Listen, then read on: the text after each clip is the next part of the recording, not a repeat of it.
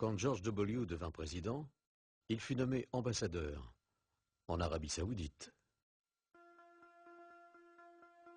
Après la débâcle de Harken, les amis de Papa Bush le casèrent dans un autre conseil d'administration au sein d'une société appartenant au groupe Carlyle. On s'est intéressé aux sociétés qui ont tiré profit du 11 septembre.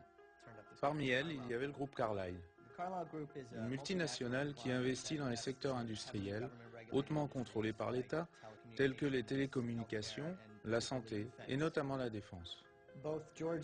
Bush père et fils ont tous les deux travaillé pour le groupe Carlyle, la même société qui comptait la famille Ben Laden au nombre de ses investisseurs. Le groupe Carlyle tenait son assemblée annuelle des actionnaires le 11 septembre à l'hôtel Ritz-Carlton de Washington.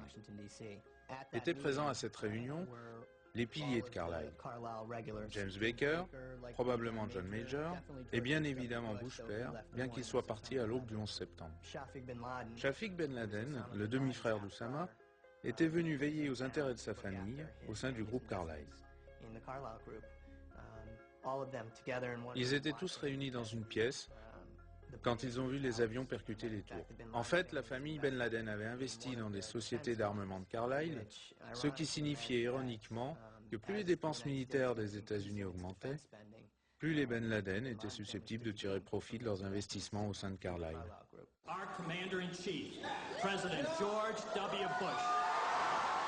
Avec toutes les sociétés d'armement qu'il possédait, le groupe Carlyle était devenu le 11e fournisseur de l'armée américaine. Il possédait United Defense, fabricant des véhicules blindés Bradley. Les attentats du 11 septembre assurèrent à United Defense une année tout à fait prospère.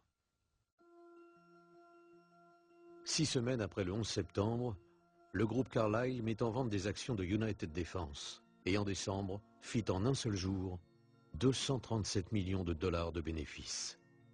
Hélas, on parlait tellement de la participation des Ben Laden aux investissements de Carlyle qu'ils furent contraints de se retirer. Néanmoins, Bush père resta au sein de Carlyle pendant encore 2 ans, à titre de conseiller pour l'Asie. Aussi indécent que ça puisse paraître, il faut savoir que Bush père rencontrait la famille Ben Laden alors qu'Oussama était déjà recherché pour terrorisme bien avant le 11 septembre. Ce n'est pas très agréable pour les Américains d'apprendre ça. Il est évident que le père de George Bush a une très grande influence à la Maison-Blanche. Il reçoit les rapports quotidiens de la CIA, auxquels a droit tout ancien président.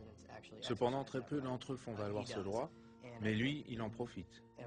Je pense que d'une manière très concrète, tous profitent de l'ambiguïté qui surgit quand le père de Bush se rend en Arabie Saoudite, pour le groupe Carlyle, et qu'il rencontre la famille royale et la famille Ben Laden. Est-ce qu'il représente les États-Unis d'Amérique, ou est-ce qu'il représente une société d'investissement américaine, ou est-ce qu'il représente les deux? Cette société, c'est d'abord de l'argent. Il ne s'agit pas de conspiration pour diriger le monde, ni de manipulation politique d'aucune sorte. Il s'agit de gagner beaucoup d'argent, et ils s'en sortent très bien.